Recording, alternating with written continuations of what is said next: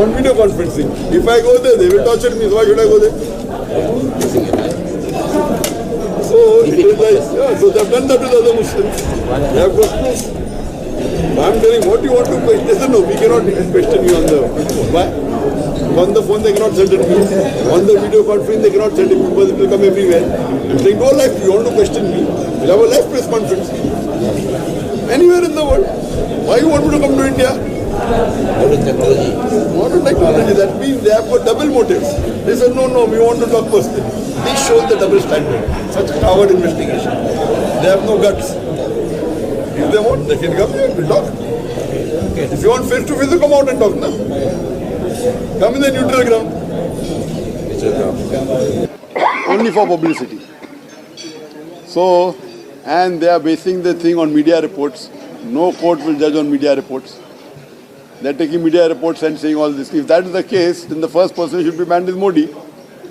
Modi, according to media reports, has killed thousands of Muslims. So person who's killed and someone who's promoting terrorism, who is a bigger criminal?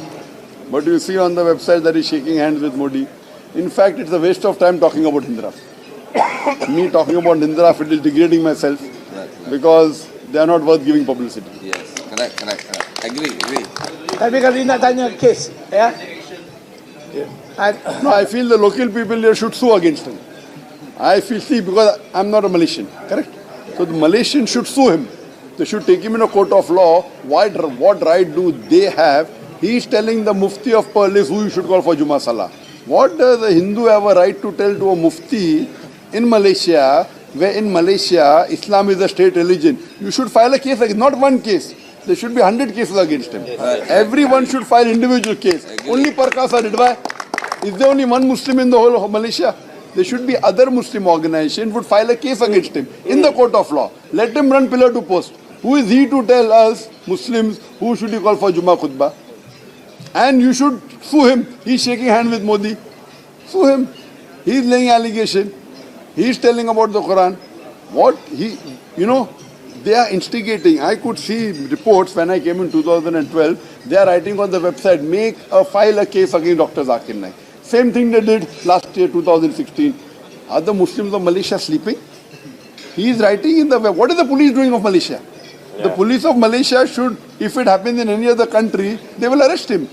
In the web, there were 71 cases filed against me. The police did not accept it, that's fine. But you should take a person to court who is instigating communal hatred. Yeah. What is the police of Malaysia doing? They should file a case. They should file a case against him. Openly in the website, social media, they are saying everyone should go and file a case against Dr. Zakir. In this country, where Islam is a state religion. So I feel that here, where only few people really got up and spoke.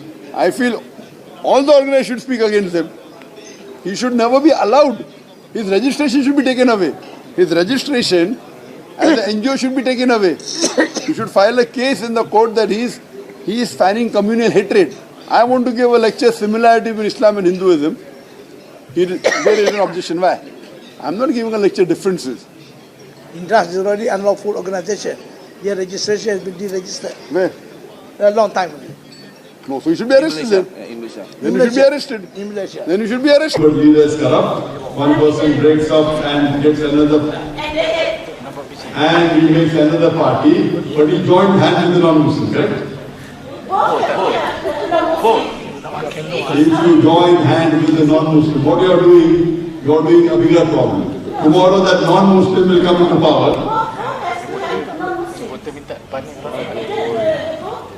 One party has also non-Muslim unbelievers. The other party also made up from the unbelievers. It's the same level field. Yes, if you find that there are two Muslims who are both doing wrong, choose the lesser evil. This verse of the Quran is talking about believer and unbeliever. If you have two believers fighting, you select the believer which is more close to Quran Sunnah.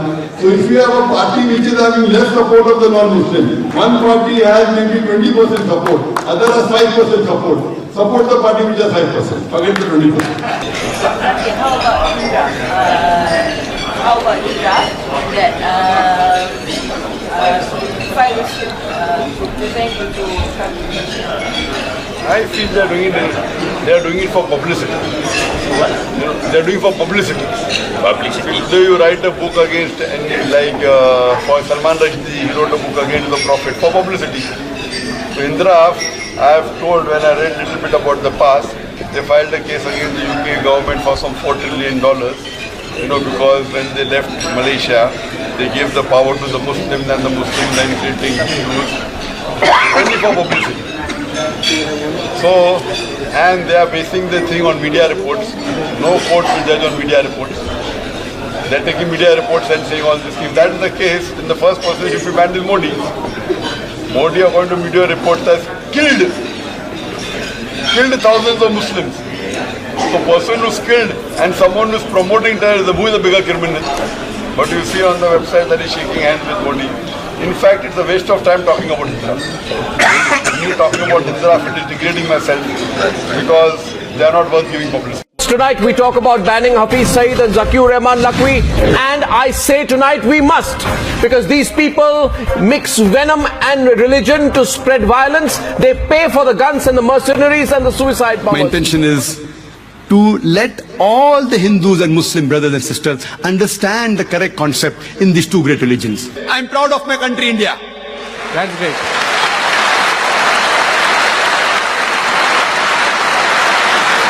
It is one of the few countries in the world which gives the right for the citizen of India to preach, propagate its religion and practice. I'm proud of my country. And let the followers of these two great religions come together like what we have done today. Imagine, it's a historic event. Tens of thousands of people here. Bin Laden. He backs suicide bombing. He abuses all non-Muslim religions. He says the propagations of all religions other than Islam is essentially wrong. His words today inspire terrorist attacks all over the world. The ISIS module in Bangladesh was inspired by him. The man behind the London and Glasgow bombings was inspired by him. He should not backbite. He should not slander anyone. All these things promote universal brotherhood, not only in India, not only in the world, in the full universe. It is estimated that in the next, by 2020, India would be a superpower. If all the Hindus and Muslims, if we live together, if we love each other harmoniously, we may have our differences. The differences will be there. We live with our differences, but we love each other and we live peacefully and harmoniously. Again, India will be a superpower. Suicide bombing where innocent human beings are killed is totally prohibited in Islam. The man who plotted the Al-Qaeda suicide bombings on the New York subway was inspired by him. We in India know all this. Our Perkasa. Then Zakir Naik became an issue. So there are a group or individual attacking him and try to pressure the government to send back Zakir Naik because he's wanted by Indian government. So saya jawab, saya kata, untuk nak bagi penduduk tetap, hatta suaka political asylum, it is the right of the government of the day. You see, whether that people outside there, whatever people say, but if the government want to give, the government give. And I give an example, like Ayatollah Khomeini, who launched revolution in Iran. And he got a political asylum in France. Dulu Malaysia pernah bagi suaka politik pada Parti Rakyat Brunei. Nama dia Zaini and few others. Australia bagi suaka politik. Dan given PR status is not a new thing. Ramai juga rakyat Cina, orang India pun dapat kerakyatan. Now I want to demand from the government to read jumlah kerakyatan. Mungkin ada guru from India.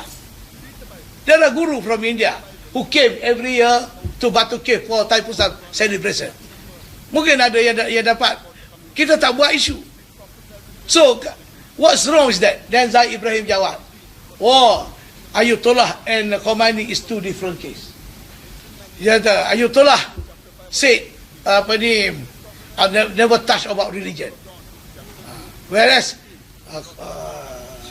Zakir touched about religion. That's why he's wanted. So what? Comparison of religion is a subject at the universities. It's a subject at the university, which Western country are debating that every day. What's the problem? Oh no, and one more. Tadi Dr. Zakir terlibat dengan penggumawan haram, money laundering. Who said that? Ada accusation. Kita tak tahu betul atau tidak. But when we look at Zakir Naik punya speeches that be recorded by Peace TV, everywhere I can give you, I follow every night. Nothing that he said promoting about terrorism or extremism. So why? Because prejudice. So Zakir kata Zakir punya case is different from Ayatollah Khomeini. Sebenarnya Ayatollah Khomeini is more serious than Zakir Naik. Jangan tengok sebelah mata. Jangan tengok. Termasuk Subramaniam, Minister of Kesihatan also called for Zakir for expulsion. He's a cabinet minister. The decision was made by the Minister of Home Affairs. Collective. So kalau dia tak setuju, dia letak jawatan lah. I mean, ultra-virus. Ultra-virus. The decision of the rest of cabinet members. You see? So maknanya, katalah kalau kita halang as what you say, per se, that's a different thing. Saya tengok, ada juga nanya Persatuan Kristian. Buat majlis, ceramah dekat gereja dan sebagainya. Even bulan puasa time, they invited Muslim for buka puasa kat PJ. So what? So be fair lah. Yang masalah dia orang ni, you nampak sebelah kita je, you tak nampak sebelah dia orang. So just, I don't think no human being does the right number. But in Malaysia, Honorable Dr. Zakir, we have two big major parties, ruling party and opposition party. Which two big parties collaborate with the party, non-Muslim party, who are all against Islam, who are all against Islam? Let me put for very straightforward. In the ruling party, we have MCA, Crackdown, they are all against Islam. In Pakatan Harapan, opposition also the same thing. They have a strong anti-Muslim, anti-Islam. So, what now? We have one Islamic party, who before collaborated with this party, who are anti-Islam. Now they have become. But the problem is this party. The leader are quite stupid. See, they are not exposed. They keep on talking and recording, talk. For example, in my state, they have ruled for 20 years. Nothing happened. They only talk. And finally, they approve loggers to the Chinese tycoon. And they approve timber logging to the Chinese company. And they make money and they buy cars. They build houses. And I know these people. So it comes to the same thing. 2 times 5, 5 times 4. So can I say this way? We have to keep on praying and ask God, Allah, to give us a true Islamic party that can save the Muslims. A true leader. And for time being, everybody should join and support Professor. Thank you. It is an honor and a pleasure for me to be invited by the Chief Minister of Telangana State.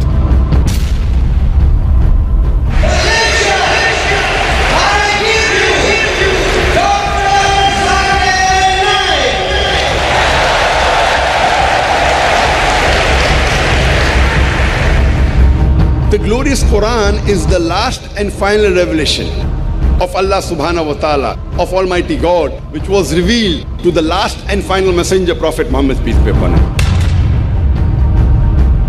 Actually, I would like to convert in Islam. MashaAllah. Brother, for becoming a Muslim, you have to believe there is one God. Yeah.